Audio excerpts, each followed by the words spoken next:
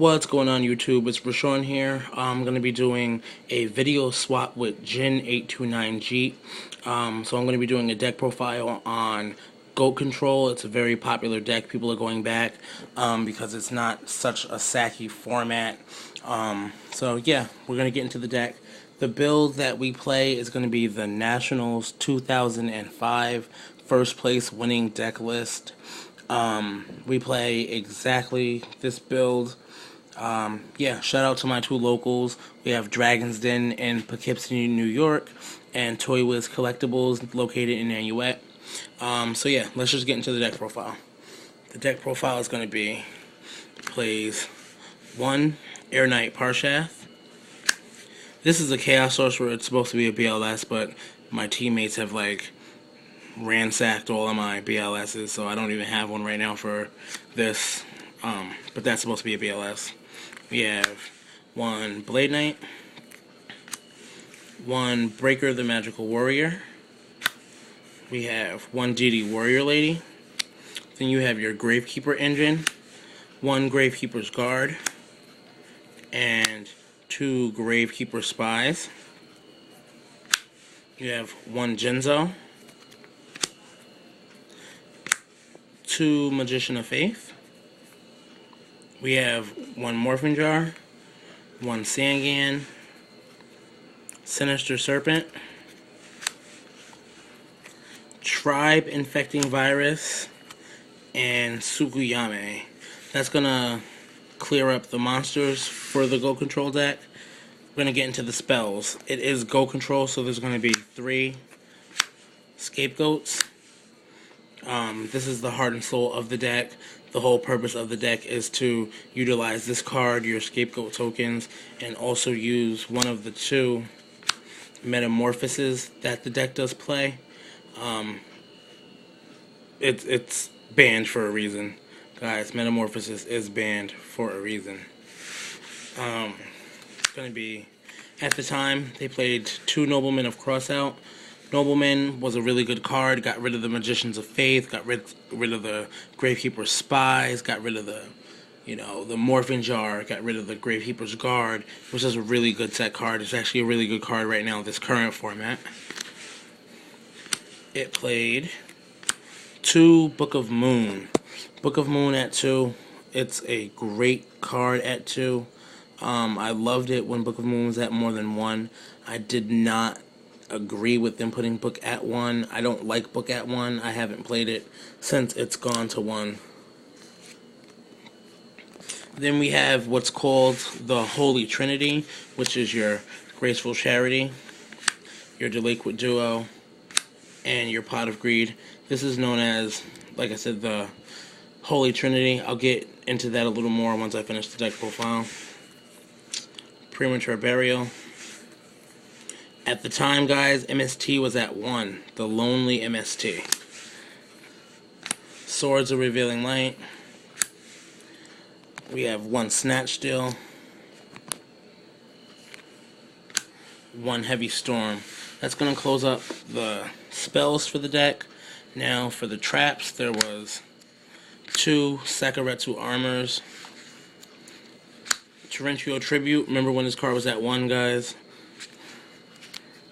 Same thing with Mirror Force. Same thing with Call of the Haunted.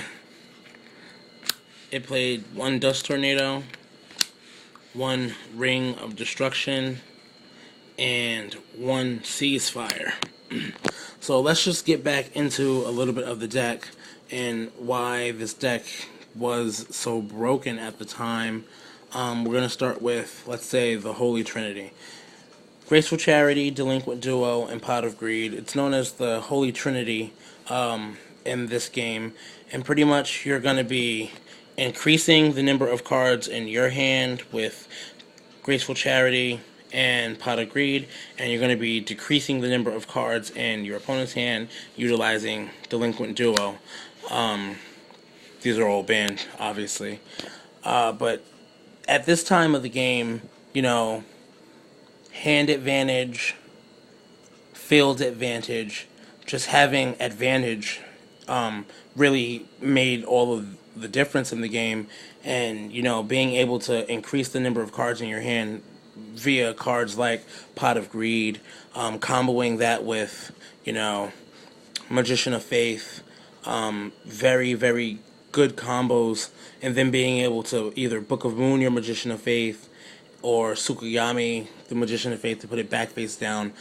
Shout out to one of my good friends, Matt Rona. He did a busted combo to someone I saw where he flipped up a Morphing Jar on them, and then he Delinquent Duo'd them, and then he flipped up the Magician of Faith and got back the Delinquent Duo and duoed them again. So they went from 5 cards in hand to 1 card in hand.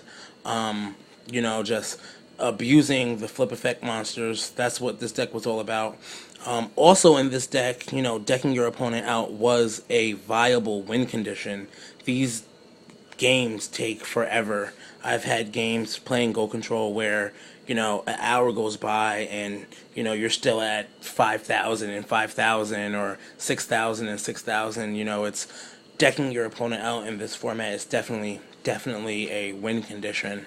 A few of the broken traps in the deck that are banned is Ring of Destruction. This is a really, really busted card. That's why it's broken. It's an awesome card for those of you who don't know what it does. Pretty much you select a face-up monster on the field and you destroy that monster, and then you and your opponent both take damage equal to that monster's attack. Snatch Still is a broken card of the deck.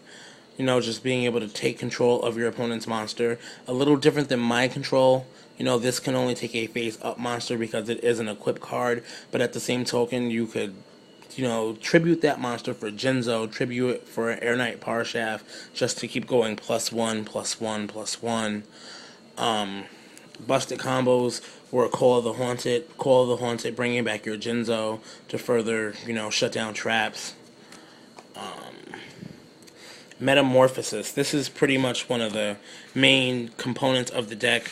When coupled with Scapegoat, you want to in-phase Scapegoat your opponent.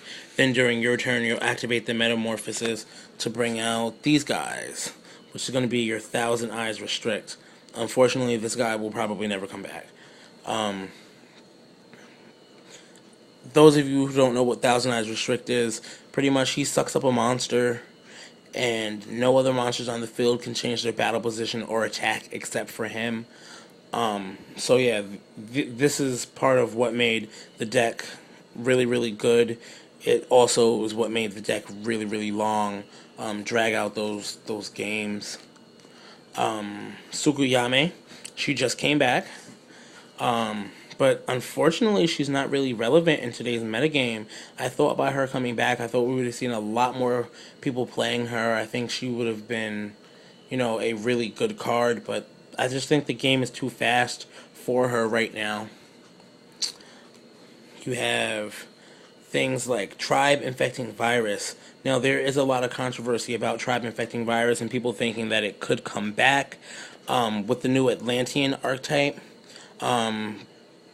I think it could come back. What is his name? Mega Capital G made a statement saying that he could come back because, at best, he said Atlanteans was a tier 3 deck. I don't personally agree with that. I think Atlanteans is going to be a really good deck. It makes synchros viable again, and I think it's good for the deck to have a synchro-based deck. There's some people that don't want to exceed, so you can play your synchros, but he would be a little broken coupled with the Atlanteans, because you get to pop something with him and then, pop something else with your Atlantean effects, or search something else with your Atlanteans. So it's a pretty good card. I doubt he's going to come back. You have the almighty Sinister Serpent. A big thing about playing Go Control is you play identical decks when you play Go Control, and it's really based on as much skill as possible. So you want to make plays like, you don't, just because you drew into your Graceful Charity, you want to wait for you to get your Sinister Serpent so you can plus off of your Graceful Charity. Little choices like that really make the difference in the game and, give you the edge over your opponent. Let's see, what else in this deck is broken? At the time, Air Knight Parshath was broken. He was absolutely broken because everyone's running multiple copies of Scapegoat. You know, you sack for him, and then you start poking at those tokens and just getting your +1s. He pierces, so that's 1900 damage. It's like attacking your opponent directly, and then on top of that, you get to draw a card. Super, super broken. Another card in that format that was awesome was your Blade Knight, because if he destroyed, let's say, your Magician of Faith, you know, your opponent didn't get to get that extra effect of your Magician of Faith because he does negate the effects of flip effect monsters that he destroys in battle. So he was great. And plus, if you have one or fewer cards in your hand, he goes up to 2,000 attacks. So he becomes a nice little beater. Some other cards that aren't banned, but they are really great cards in the game. Jinzo. You know, especially nowadays, you see there was a deck that just topped, what was it, YCS Guatemala or something like that, where they played like a gadget kind of deck and they played 3 Jinzos in it. This is a trap heavy format. A lot of people are playing decks where you set monsters, you set a lot of back rows, and Jinzo just says no to all those traps.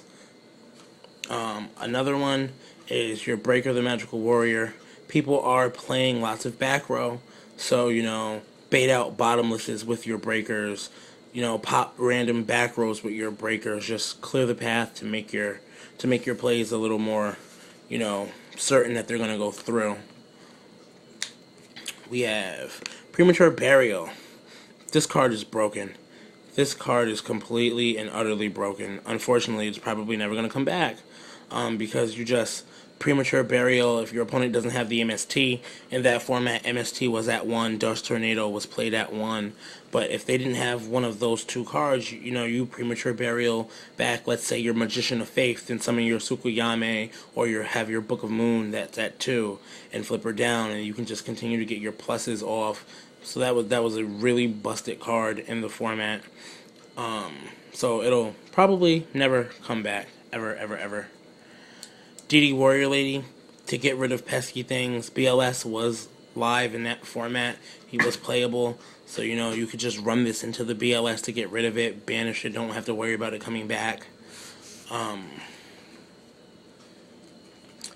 your Gravekeeper engine. This is still a really good engine to play. Your 2 spies and your guard. I like to always play 3 Gravekeepers. So if I set a spy, and if it gets attacked in 2, I can flip it up and I can get my other spy in defense mode, and then I still have a guard in the deck that's live, so I can always set the guard and don't have to worry about it. That's usually the play you want to do. You don't want to pull out your guard off of your spy effect, because then if you have a spy left in your deck, your opponent does, if that spy is flipped up, your opponent does get to look through your deck and verify that you don't have any more actual targets for the spy in your deck, and that'll give them the little edge on you. Nobleman. Nobleman is a great tech. I've seen a lot of people teching it lately, especially with the Gia deck that's out, and a lot of people are, you know, playing that deck, setting the armors with the 1900 defenses. People are maining Snowman Eaters. You know, this gets rid of those cards, banishes them, so you don't have to worry about them being, you know, Monster Reborn or having an extra card in their grave for Pot of Avarice. This was a really great card. Really great card at the time. And we have, last but not least, I'll talk about is the Sakuretsu Armor. At this time, guys, Dimensional Prison didn't exist. So Sakuretsu Armor was one of the really good monster removal cards. It's a 1-for-1 spot-on monster removal. They attack you, Sakuretsu Armor it, get it out of there. Yeah, great card. So that's Go Control, guys. As you can see, it's like all over my table now because I've just been talking about it and flipping through cards and whatnot. Let me know what you guys think about the deck. I think everybody should build the deck. Definitely should build the deck. Play with your friends. And like I said, guys, the point of the deck is to play, you know, identical decks and make the game as skill-based as possible. Just, it improves your skill. It's a great way to improve your skill, get better at the game, give you an understanding of the game. So yeah, play with your friends. Let me know what you think about it. If you play it at your locals and people see that you and your friends or you and your team are playing it, they'll probably be like, "Oh, you guys are playing Go. That's so cool."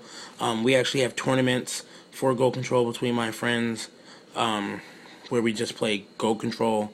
It's awesome. It's an awesome deck. It's probably one of my favorite decks in the game of all time. It's the most skill-based deck that probably ever has come out of this game. It's not so herp derpy. It's not so sacky. It's not so, first turn Shockmaster OTK. It's a very slow, thought out process, long games, and you have to let your skills shine in this format playing this deck. So yeah, let me know what you think about the deck in the comment section below, right down there. I'm also gonna put, if you guys didn't get the deck profile, I'm going to put a link in the description below to the winning deck profile for Nationals of 2005, so you guys can have another reference for the deck. Let me know what you think. Put some duels up, get some video responses. And again, this is Rashawn's on Gen 829G's channel, showing you goat control. Later, guys.